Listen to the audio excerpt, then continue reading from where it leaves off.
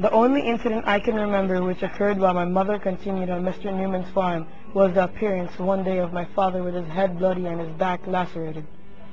He was beside himself with mingled rage and suffering. The overseer had brutally assaulted my mother when my father sprang upon him like a tiger.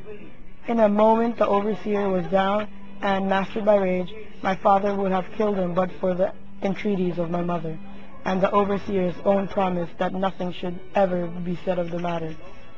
The promise was kept, like most promises of the cowardly and the dazed, as long as the danger lasted. Josiah Henson was known as being a good slave.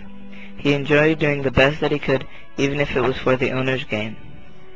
At 15 years of age, there were few who could compete with me in work or sport. I was as lively as a young buck and running over with animal spirits. I could run faster, wrestle better, and jump higher than anybody about me. At an evening shakedown in our neighbor's kitchen, my feet became absolutely invisible from the rate at which they moved. All this caused my master and my fellow slaves to look upon me as a wonderfully smart prophecy, the great things I should do when I become a man. My vanity became vastly inflamed, and I fully confided in their opinion.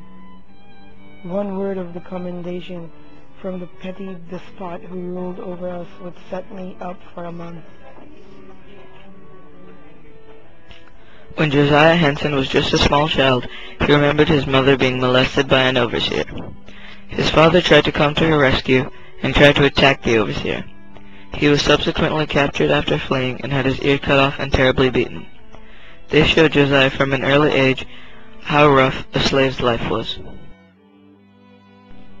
The normal day of a slave consisted of 2 meals a day: breakfast at 12 p.m. after their morning laboring, and then supper after the rest of their laboring was done. During the harvest season, however, they had 3 meals. Meals were usually cornmeal and salt herrings. In summer, they were given more buttermilk and any vegetables they could muster for themselves on their own small truck patch. The clothes they were given were towelcloth and pantaloons. In winter, they were given an overcoat, but nothing fancy. Josiah Henson's first duties as a slave were carrying pails of water, and when he was old enough, he was promoted to doing a man's work. Growing up and through his life, slaves were housed in terrible conditions. They were lodged in log huts and on the bare ground. If someone had a wooden floor, it was considered a huge luxury. This was usually saved for house servants. This is impossible for people of our social status to think about, because wooden floors seems a necessity. The beds they had were made up of straw, boards, rags, and one blanket. Josiah's favorite way of sleeping was on a board with a cozy blanket enveloping him. The sad and terrible thing about this was that children were born in these conditions. They were growing up neglected and sick because they were living in complete filth. Some kids ended up alone because family members were separated at the auction blocks. For Josiah Henson, his mother had to plead and beg with the slave owner to let her keep at least one of her sons with her. Josiah Henson showed faith in his owner his entire life.